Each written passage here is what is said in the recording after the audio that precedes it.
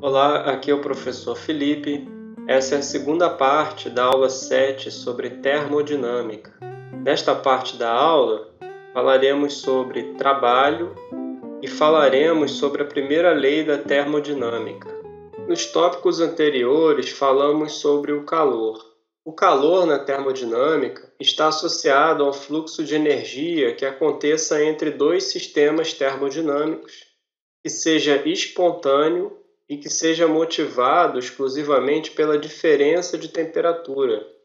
Qualquer outro fluxo de energia que não seja espontaneamente provocado pela diferença de temperatura é chamado de trabalho. Calor e trabalho se referem então a dois processos distintos de troca de energia entre dois sistemas termodinâmicos. Trabalho é qualquer fluxo de energia que não seja o calor. A subdivisão entre calor e trabalho depende do que decidimos incluir como fazendo parte do sistema ou de sua vizinhança. Assim, se aquecemos água por meio de uma resistência elétrica e fornecemos trabalho para alimentar o gerador de corrente, há transferência de trabalho quando o gerador é incluído no sistema, mas, se considerarmos somente a água como o sistema, só há transferência de calor devido à diferença de temperatura entre a resistência e a água. De outro modo, o aquecimento de uma xícara de água em um forno de micro-ondas, diferentemente do aquecimento da Terra pelo Sol, envolve trabalho e não calor, pois não há diferença de temperatura entre o sistema que está cedendo energia e o sistema que está recebendo energia. Do mesmo modo, o aquecimento, ao friccionar as mãos, envolve trabalho e não calor. A soma das energias recebidas pelo sistema termodinâmico através do processo chamado de calor ou através do processo chamado de trabalho é o que confere a ele a sua energia, também chamada de energia interna. E a variação dessas contribuições acaba gerando o que é chamado de variação da energia interna, representado pelas letras ΔU maiúsculo. Assim, a variação da energia interna é contabilizada pela soma entre Q e W. Vale lembrar que não é correto escrever dQ e dW quando estivermos trabalhando com a variação da energia interna infinitesimal, dU. Isto porque a variação de calor e a variação de trabalho não têm significado físico. Alguns livros, ainda que abordem esse tipo de notação, eles usam o D com um traço em cima para representar estas grandezas, também chamado de diferencial inexata. Não adotaremos essa notação aqui. Na Física 1, discutimos a equação da continuidade para a energia. Aqui consideraremos um caso especial desse princípio geral, no qual a única mudança na energia de um sistema é a mudança na sua energia interna. E os únicos mecanismos de transferência de energia são o calor e o trabalho, que já discutimos aqui nesse vídeo. Isso leva a uma equação chamada de primeira lei da termodinâmica, que pode ser utilizada para analisar muitos problemas de termodinâmica. Ela indica que a mudança na energia interna de um sistema é igual à soma da energia transferida através da fronteira do sistema pelo calor e a energia transferida pelo trabalho. Ela pode ser usada em uma variedade de problemas nos quais as únicas considerações sobre a energia são a energia interna, o calor e o trabalho. No entanto, alguns problemas podem não se adequar às condições da primeira lei. Por exemplo, a energia interna das resistências em uma torradeira não aumenta devido ao calor ou ao trabalho, mas devido à transmissão elétrica. Vamos dar uma olhada em como é feito o cálculo para o trabalho de um gás. Considere um recipiente contendo um gás aprisionado por um êmbolo móvel. Chamarei pela letra A a área desse êmbolo móvel. Esta é, consequentemente, a área onde o gás irá exercer a sua força, que denominei Fg. Ao provocar um deslocamento no êmbolo, por exemplo, após receber um aquecimento, este gás irá realizar um trabalho sobre esse êmbolo, que é dado pelo produto escalar, Fg por d, como foi visto na Física 1, onde d é o deslocamento do êmbolo e Fg é o trabalho exercido pelo gás. Como estamos considerando a força perpendicular à área do êmbolo, então podemos fazer W igual ao produto de Fg por d. Lembre que o produto pressão exercida pelo gás e a área do êmbolo equivale à força exercida pelo gás. Então eu posso escrever W igual a P vezes A vezes D. E como a área da base de um cilindro vezes a sua altura equivale ao seu volume, eu posso escrever que o trabalho é igual a pressão vezes a variação de volume. Essa expressão só é verdadeira se eu puder considerar que a pressão não muda ao longo do processo. Ou seja, se o ΔV for muito pequeno. Na maior parte dos casos, a pressão estará variando à medida em que o volume variar. Então, precisaremos utilizar uma expressão integral para calcular o trabalho.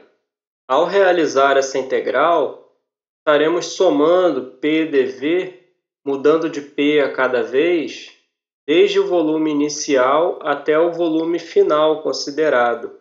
Assim, estaremos calculando o trabalho total realizado pelo gás. Em geral, a pressão não é constante durante um processo que leva o gás de seu estado inicial até o seu estado final, mas depende do volume e da temperatura. Se a pressão e o volume são conhecidos a cada etapa do processo, o estado do gás a cada passo pode ser traçado em uma representação gráfica que é muito importante em termodinâmica, um diagrama PV como o da figura. Esse tipo de diagrama nos auxilia a visualizar um processo pelo qual o gás está passando. A curva nessa representação gráfica é chamada de trajetória entre os estados inicial e final. Considerando a integral e reconhecendo o significado da integral como uma área embaixo de uma curva, podemos identificar um uso importante para o diagrama PV. O trabalho realizado por um gás em um processo quase estático, que leva o gás de um estado inicial para um estado final, é numericamente igual à área embaixo da curva em um diagrama PV, calculado entre os estados inicial e final. Como pode ser observado, o trabalho realizado pelo gás sempre será maior que zero quando o volume aumentar do ponto inicial para o ponto final. E será menor do que zero toda vez que o volume for reduzido. E não haverá realização de trabalho sempre que o volume permanecer constante. Agora, observe essa figura. Ela contém 3 diagramas PV. Em todos eles, o ponto inicial e o ponto final são os mesmos. Porém, podemos observar que a área achurada embaixo do gráfico é bem diferente. Podemos dizer, então, que o trabalho realizado e também que o calor trocado sobre um gás quando ele é levado de um estado inicial para o estado final dependem da trajetória entre esses dois estados. Mas isso não é verdade para a variação da energia interna. Quanto ao calor, vamos observar as seguintes figuras. Em cada caso, o gás tem os mesmos volume, temperatura e pressão iniciais e é considerado ideal. Na figura A, o gás é termicamente isolado de seus arredores, exceto no fundo, onde está em contato térmico com o reservatório de energia. O pistão é mantido em sua posição inicial por um agente externo, sua mão, por exemplo. Agora a força que segura o pistão é reduzida levemente, de maneira que o pistão sobe muito lentamente para a sua posição final. Como o pistão sobe, é realizado um trabalho negativo sobre o gás realiza o trabalho. Durante essa expansão para o volume final, apenas a energia suficiente para manter a temperatura Ti é transferida pelo calor do reservatório para o gás. Na figura B, um sistema completamente isolado termicamente é mostrado. Quando a membrana é rompida, o gás se expande rapidamente no vácuo até ocupar o volume Vf e ficar na pressão Pf. Nesse caso, nenhum trabalho é realizado sobre o gás, porque nenhuma força é exercida sobre ele. Além disso, nenhuma energia é transferida pelo calor através da parede isolante. As temperaturas inicial e final do gás são as mesmas nesse tipo de expansão. Os estados inicial e final do gás ideal na primeira figura são idênticos aos estados inicial e final na figura B, mas as trajetórias são diferentes. No primeiro caso, o gás realiza trabalho sobre o pistão e a energia é transferida lentamente para o gás. No segundo caso, nenhuma energia é transferida e o trabalho realizado é nulo. Portanto, concluímos que a transferência de energia pelo calor, assim como o trabalho realizado, depende do processo seguido entre os estados inicial e final do sistema. Essa expansão deve ser feita de forma lenta, o suficiente para que haja tempo para o sistema se equilibrar. De outra forma, expandindo rapidamente o sistema, este apresentará pontos de maior ou menor pressão.